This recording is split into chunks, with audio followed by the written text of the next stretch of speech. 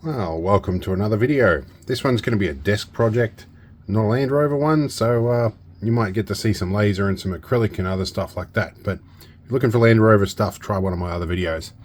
And in any case, I have an idea. It involves this stuff. We're going to cut a test piece, assemble this, and see if it works, and then we'll explain why. And suddenly we find ourselves in the noisy workshop with the laser cutter working on things. On my messy desk here, we're running our test part, and we have some 2mm acrylic for the internal bits, and we have some 3mm acrylic for the top and bottom. That'll be important in a minute. We'll show you why.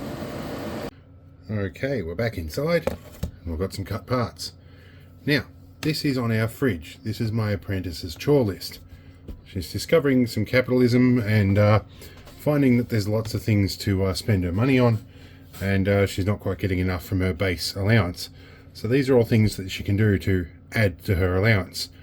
Note, helping me is something she does frequently, and she gets paid $5 an hour at the moment. That will go up as her proficiency goes up. I was hoping to make a big board like this where she can go along and just click a knob and dial up, because we're having trouble keeping track of how much has been done. So we've decided to make this board that magnets onto the fridge with a bunch of these neodymium magnets, and yeah, so we can all just keep track of the numbers.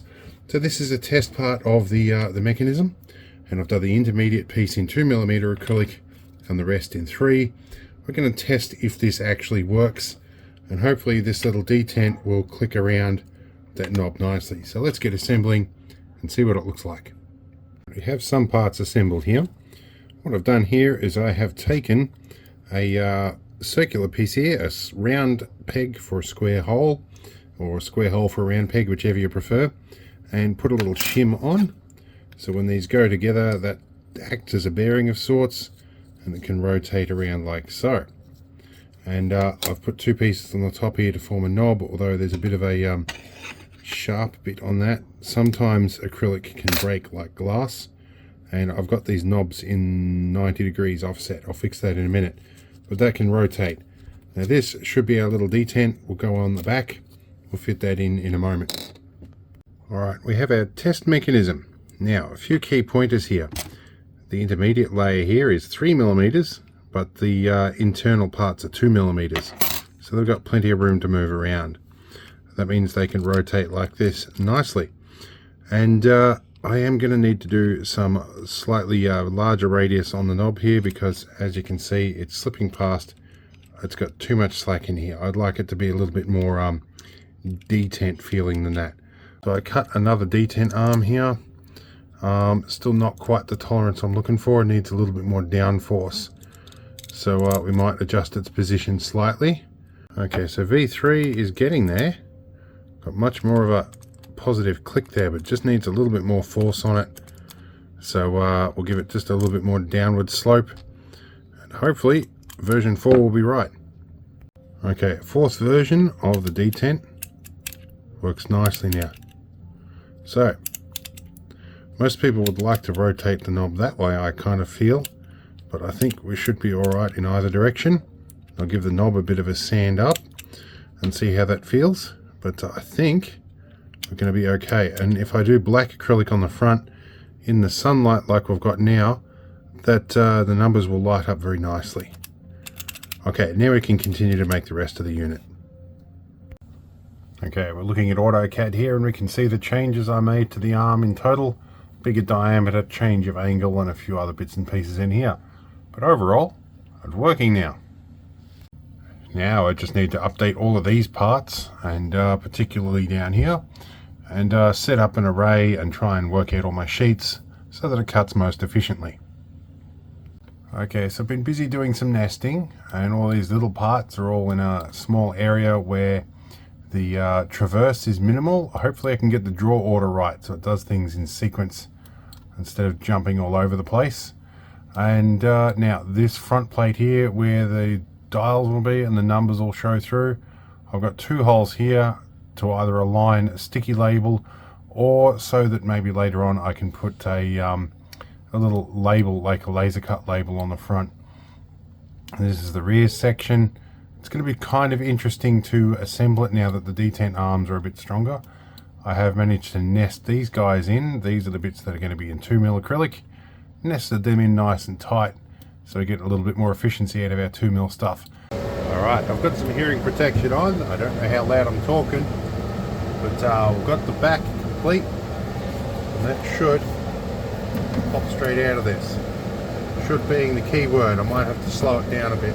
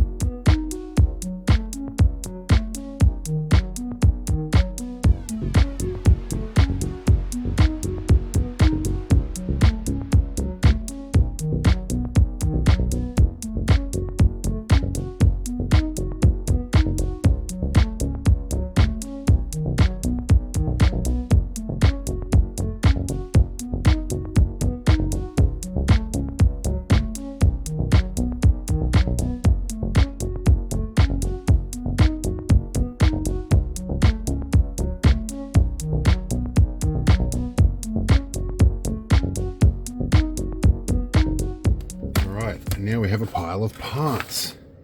So we have a front and a back, and the strips to join it in the middle. Still got the scratch guard paper on them, and a tray full of little tiny bits. The dials were done on an offcut that didn't have any backing paper, so I will have to give them a bit of a wash so they're not so yellow. The arms, I don't think I'm going to worry too much about them because they won't be seen, but these bits I'm going to give them a quick little wash.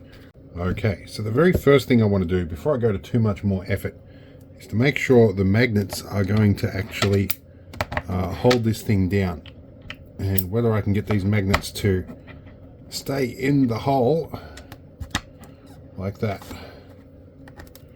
The hole should be slightly tapered because of the nature of the laser, but that's the idea, is to have the 4 magnets in here and see if they'll hold on. Some of these will push through, some of them won't, but I'm going to glue them in and then see if this back plate stays on the fridge. Okay, now I've got all the pins inserted for the detent arms. I'm going to start to install these one by one on here, and hopefully when they're all in the right position, I'll put a little drop of super glue. Hopefully it should wick down and hold the whole assembly together. Okay, we've got all the arms in place. They're still kind of loose, but we're going to test fit before we glue these.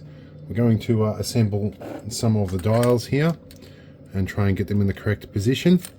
And then after everything's glued and assembled, we'll give it a spray with a bit of PTFE spray, a bit of Teflon spray.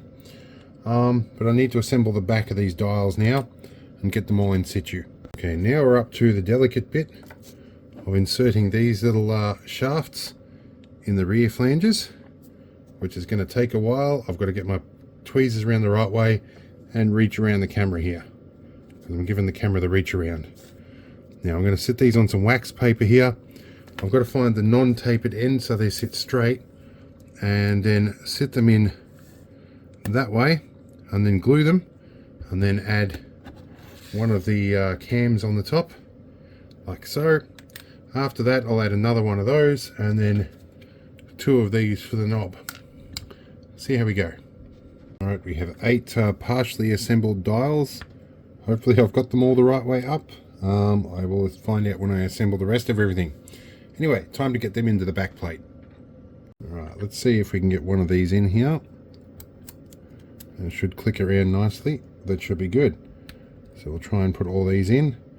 One of the reasons that I'm doing it this way rather than put them through the front panel is putting them in directly like this. They're going to collide with these cams, and that one isn't quite in properly.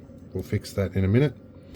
And also it would make it very, very difficult to assemble, so I've got to do it from the back first. But it also means if I ever take the front off this, it's pretty much a one-way path. Now, once we get these situated, I've got to put the edging on as well.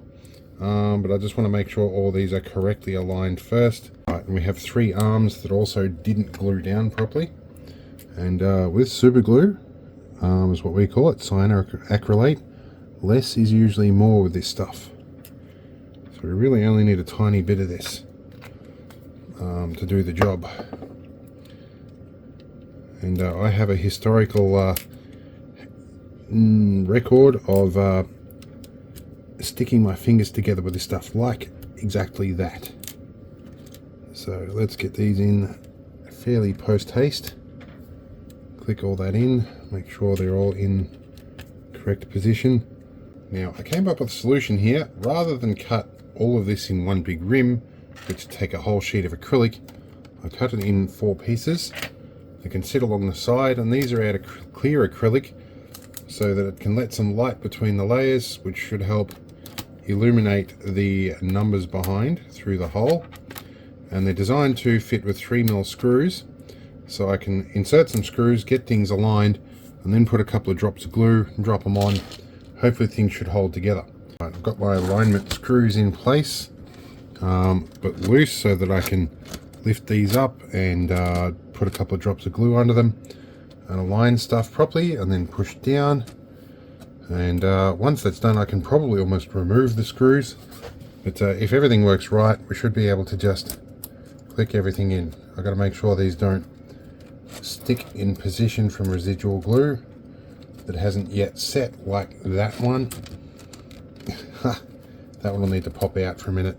Right, we've got some of the sides glued down here, and that's looking all right. We'll let it sit for a bit. It's time for PTFE. We're going to lift these out because we don't want PTFE on the top of the shaft, because that could inhibit glue, and we're going to glue things. So we're going to give just a little squirt like this, and we'll let that dry off, and we should be good. It's had a moment or two to dry. We'll reassemble, and that should rotate around a little bit. Put all these back in again. Okay, time to put top layer on. See how this goes. Line everything up. See if it all drops into place. That screw in the corner is going to be a problem. But let's give it a wriggle with tweezers. Might need pliers. Oh, well, that screw fell out and onto the floor where I can't find it.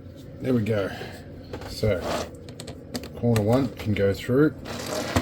Okay, that looks pretty good. What I want to do now is probably add some glue, although I am going to grab one of my knobs. I'm going to grab my knob, guys, on camera. See, I've got it here.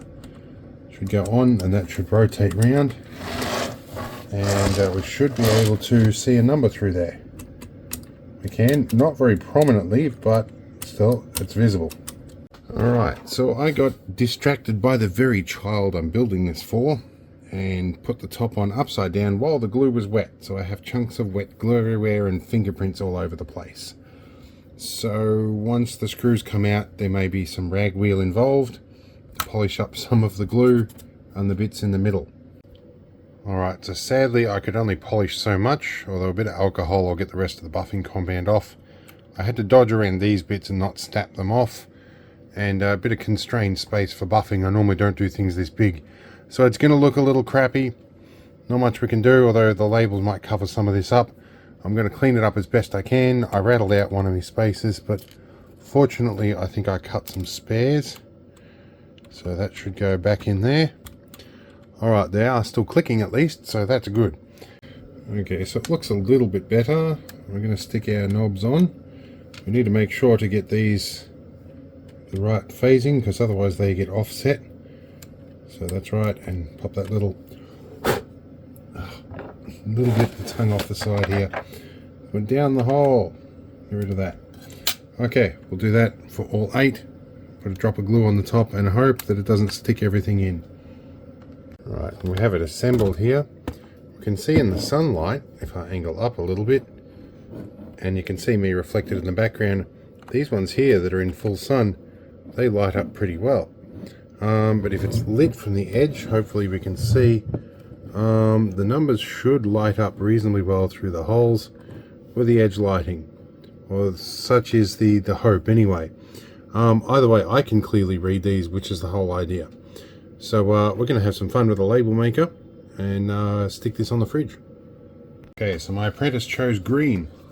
Fun fact, Dymo label tape cartridges all stick together like that. So, green cartridges it is. Let's get on to printing labels. First of a bunch of them. Alright, we're going to have enough room. Oh yeah, but I will have to trim it just a little bit. Okay, so note to self, a few less spaces. Alright. Alright, labels there are. She's had a price increase on cleaning her desk from $2 to $5 because I made a mistake with it. And the video on the background didn't stop. Okay, and we are pretty much complete. I'm going to synchronize everything now with what we already had. So she had 2 on the mow lawns last week, but she hasn't done them this week. So what do we need to do? We need to rotate you around to 0. And the help with the dishes, she hasn't helped this month. That was already on 0. Hasn't helped this week. Take the bins in. Where are we? Take the bins in is 2. She hasn't cleaned her bedroom. 0 you out. Helping me for an hour. She did for an hour the other day to do the kitchen taps with the washers, so I'm going to do that. Cleaning the desk for $2 has been upgraded to 5 because we really wanted to start doing that. She has done that once, so 1. And help mum. She's helped mum for a couple of hours this week, 2 hours. And to check the mail, she's done that 3 times, so we would go 1, 2, 3. Okay, this can go on the fridge now. Okay, so that's it complete, and compared to the old one. Now these prices are in Australian dollars, and my apprentice is 9 years old, going on 10. Her base pocket money is about 10 Australian dollars a week. This is just a way for her to supplement her pocket money alongside other enterprising ideas she's got. Recently they've introduced the bottle rebate in here, where you can get 10 cents a plastic bottle to bring them in for recycling. So she does that quite religiously as well, and she can pretty quickly rack up enough for some of her games or the things she wants to purchase and all the rest. So she does do pretty well. So hopefully when she gets a bigger job, she might start helping with the rent and some of the other things. But at the moment, she achieves some level of independence by being able to afford some of the additional things that don't normally fit into the budget. So I hope you enjoy. I'm sure you can discuss what your pocket money was. Mine was only about $5 a week about 30 years ago. And I understand inflation's happened. So in any case, I'm sure you can discuss pocket money below in the comments. I'll see you all later, and with a more interesting project, I hope.